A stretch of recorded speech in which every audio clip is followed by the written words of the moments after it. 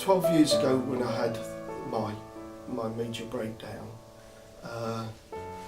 there was to me there didn't seem to be a build-up to it at all. And later on, when you go deeply into it, you find that it's things that started off when I was a child, and you just put it to the back and you store it away because to you it's not relevant, although it affected you.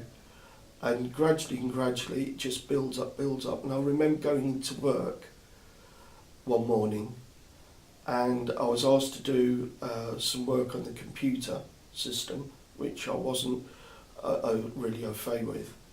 And I stood there and looked at the screen, looked at the desk, and then just lost total control. I just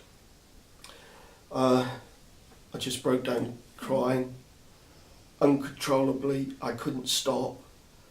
They had to get the nurses in who came and they took me to the local GP. You were phoned up at work, yeah, and said you need to get home or get to the doctors as quickly as possible. And there was just, and then when I came out from the doctors, took me home. Mm. And at the darkest time, it got so much on top of me that you just worry about me in general, because I was going further and further down, and I didn't want to be around anymore. The feeling totally useless, not worth anything at all to anybody. But she went out looking for me. Yeah, I went out looking for him. He disappeared. Couldn't find him in the house anywhere, and he'd gone down we lived quite rural, and it was a country lane, and I quickly got in the car, drove down to find, just worried where he was,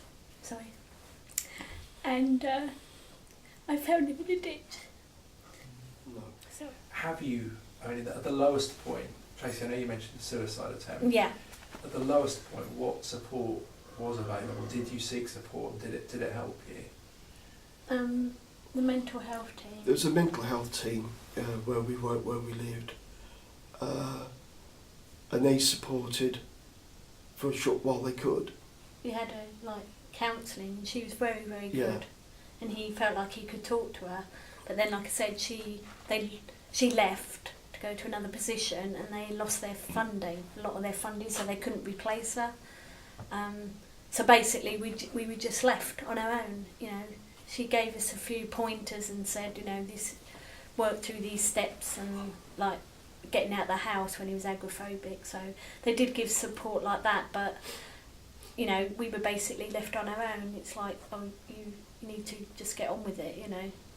She's unfortunate, but that's the situation. I mean, the doctors were there, and he could always talk to his doctor. They were good, because we wanted to be out the way and start again, and then it's been a good thing. It's been a good thing. Because he's found a men's shed, and it's it's all good, yeah, isn't it?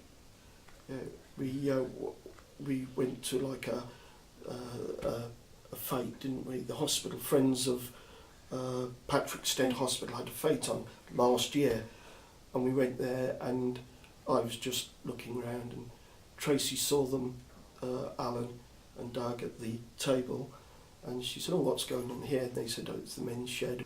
And they've actually gave me some responsibilities within the men's shed.